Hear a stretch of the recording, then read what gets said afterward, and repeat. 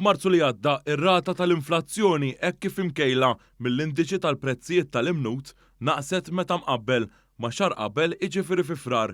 Dan ħareġ skont ċifri pubblikati mill-Uffiċċju Nazzjonali tal-Istatistika l-NSO.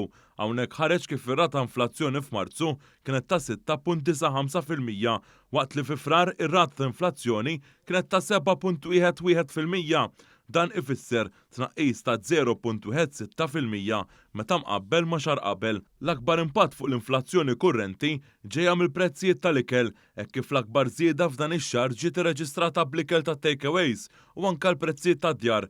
L-NSO innota li l-indiċi tal-prezzijiet li inkorpora fih il-prezz tad-dawl, l-ilma, il-fuel u l-gass ma reġistra l-ebda żieda fil-prezzijiet tagħhom hekk kif dawn il-prezzijiet baqgħu stabbli. Dan hekk kif il-Gvern Malti investa madwar biljun euro tul is-sena li għaddiet u din is-sena biex il-prezzijiet tal-enerġija u l-fuel jibqgħu stabbli għall familji u n-negozji Maltin u Għawċin.